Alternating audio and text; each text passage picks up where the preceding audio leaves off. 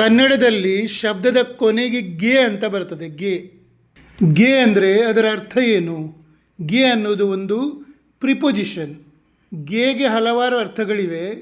ಮೂಲ ಅರ್ಥ ಟು, ಗಾಗಿ ಹೇಳಲಿಕ್ಕೆ ಫಾರ್, ಕಡೆಗೆ ದಿಕ್ಕಿನಲ್ಲಿ ಹೇಳಲಿಕ್ಕೆ ಟುವರ್ಡ್ಸ್, ಆ ಸಮಯಕ್ಕೆ ಆ್ಯಟ್, ಸಮಯದೊಳಗೆ ಅಂದರೆ ಬೈ, ಹೊರಗಿನಿಂದ ಒಳಗೆ ಅಥವಾ ಒಳಗಡೆ ಅಂದರೆ ಇಂಟು, ಒಂದರ ಮೇಲಿನಿಂದ ಮತ್ತೊಂದರ ಮೇಲ್ಗಡೆಗೆ ಅಂದರೆ on to.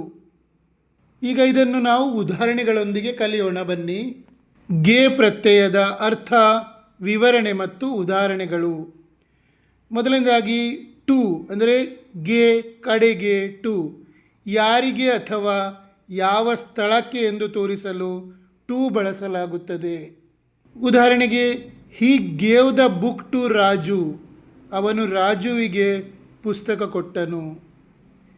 We went to Mysuru, ನಾವು ಮೈಸೂರಿಗೆ ಹೋದೆವು. ಸೊ ಇಲ್ಲಿ ಎರಡು ಕಡೆ ಟು ಬಂದಿದೆ. ಆ ಟುವಿನ ಅರ್ಥ ಗೆ ಅಂತ ಹೇಳಿದ್ದೇನೆ. ಎರಡನೇದಾಗಿ ಫಾರ್ ಅಂದರೆ ಗಾಗಿ, ಗೆ, ಒಂದು ಉದ್ದೇಶ ಅಥವಾ ಯಾರಿಗಾಗಿ ಎಂಬುದನ್ನು ತಿಳಿಸಲು ಬಳಸಲಾಗುತ್ತದೆ ಫಾರ್. ಉದಾಹರಣೆಗೆ, this gift is for you, ಈ ಉಡುಗೊರೆ ನಿನಗೆ ಅಥವಾ ನಿನಗಾಗಿ. Water is good for health, ನೀರು ಆರೋಗ್ಯಕ್ಕೆ ಒಳ್ಳೆಯದು. ಇಲ್ಲಿ ಫಾರ್ ಅನ್ನೋದನ್ನು ಎರಡು ವಾಕ್ಯಗಳಲ್ಲಿ ನಿಮಗೆ ವಿವರಿಸಿದ್ದೇನೆ. ಮುಂದಿನ ಅರ್ಥ ಟುವರ್ಡ್ಸ್, ಕಡೆಗೆ, ನಿಟ್ಟಿನಲ್ಲಿ, ದಿಕ್ಕಿನಲ್ಲಿ, ಆ ಕಡೆಗೆ, ಒಂದು ನಿರ್ದಿಷ್ಟ ದಿಕ್ಕಿನ ಕಡೆಗೆ ಚಲಿಸುವುದನ್ನು ಸೂಚಿಸುತ್ತದೆ. ಉದಾಹರಣೆಗೆ, she walked towards the station, ಅವಳು ಸ್ಟೇಷನ್ ಕಡೆಗೆ ನಡೆದಳು. ಸ್ಟೇಷನಿಗೆ ಅಂದರೆ ಟು, ಸ್ಟೇಷನ್ ಕಡೆಗೆ ಅಂದರೆ towards. The bus is coming towards us, bus ನಮ್ಮ ಕಡೆಗೆ ಬರುತ್ತಿದೆ. ಟುವರ್ಡ್ಸ್ ಎರಡು ವಾಕ್ಯಗಳಲ್ಲಿ ನಿಮಗೆ ಎಕ್ಸ್ಪ್ಲೇನ್ ಮಾಡಿದ್ದೇನೆ. ಇದು ಬಹಳ ಸುಲಭ ಇದೆ, ಸೊ ನೀವು ಅರ್ಥ ಮಾಡ್ಕೊಳ್ತೀರಂತ ನಾನು ನಂಬ್ತೇನೆ. ಈಗ ಆ್ಯಟ್ ಅಂದರೆ ಸ್ಥಳ ಅಥವಾ ಸಮಯಕ್ಕೆ, ಒಂದು ನಿರ್ದಿಷ್ಟ ಸಮಯ ಅಥವಾ ಸ್ಥಳವನ್ನು ಗುರುತಿಸಲು ಬಳಸಲಾಗುತ್ತದೆ ಆ್ಯಟ್. ಉದಾಹರಣೆಗೆ, ಮೀಟ್ ಮೀ ಆ್ಯಟ್ 5 PM, ನನ್ನನ್ನು 5 ಗಂಟೆಗೆ ಭೇಟಿಯಾಗಿ. They arrived at the airport, ಅವರು ಏರ್ಪೋರ್ಟಿಗೆ ತಲುಪಿದರು. ಇಲ್ಲಿ ಆ್ಯಟ್ ಅನ್ನೋದು ಗೆ ಅಂತ ಅರ್ಥ ಕೊಡ್ತದೆ ಅನ್ನೋದನ್ನು ತಿಳಿಸಿದ್ದೇವೆ. ಮುಂದಿದ್ದು ಬೈ ಅಂದರೆ ಸಮಯದೊಳಗೆ, ಗೆ, ಒಂದು ಕೆಲಸ ಮುಗಿಯಬೇಕಾದ ಕೊನೆಯ ಸಮಯವನ್ನು ಹೇಳಲು ಬಳಸಲಾಗುತ್ತದೆ. ಉದಾಹರಣೆಗೆ, finish this work by tomorrow, ಈ ಕೆಲಸವನ್ನು ನಾಳೆಗೆ ಮುಗಿಸಿ. Submit the project by Monday, ಸೋಮವಾರದೊಳಗೆ ಪ್ರಾಜೆಕ್ಟ್ ಸಲ್ಲಿಸಿ. ಇಲ್ಲಿ ಗೆ ಬಂದಿದೆ.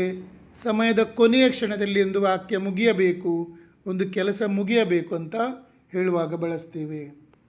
ಮುಂದಿದ್ದು ಇಂಟು, ಒಳಗೆ, ಒಳಗಡೆಗೆ, ಹೊರಗಿನಿಂದ ಒಳಗೆ, ಹೊರಗಿನಿಂದ ಒಳಗಡೆ ಚಲಿಸುವುದನ್ನು ಸೂಚಿಸುತ್ತದೆ ಇಂಟು.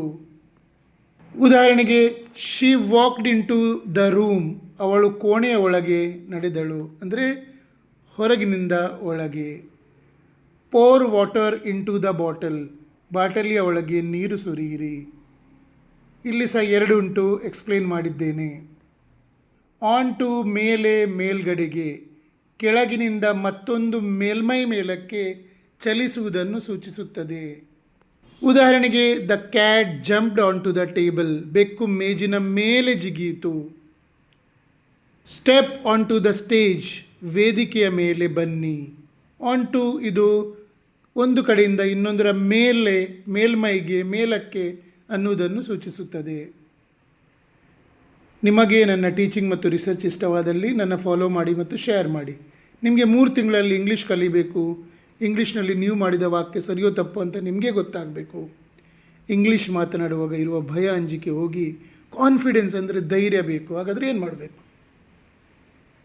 ನನಗೆ ವಾಟ್ಸಪ್ ಮಾಡಿ. ನಾನು ನಿಮಗಾಗಿಯೇ ನನ್ನ 32 ವರ್ಷಗಳ ಅನುಭವದಿಂದ ಒಂದು ಕೋರ್ಸ್ ರಚಿಸಿದ್ದೇನೆ.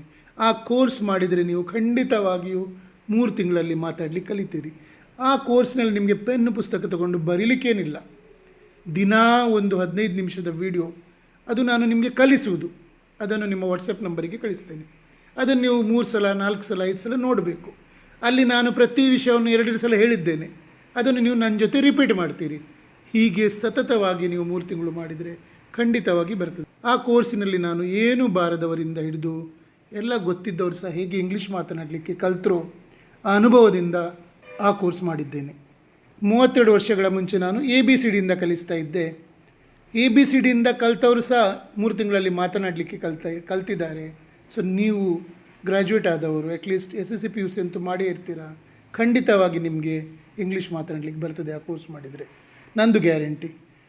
599 ರೂಪಾಯಿ ಕೇವಲ ಫೀ ಇದರದ್ದು. ನನ್ನ ನಂಬರಿಗೆ ಕಳಿಸಿ, ಇವತ್ತೇ ಸ್ಟಾರ್ಟ್ ಮಾಡಿ.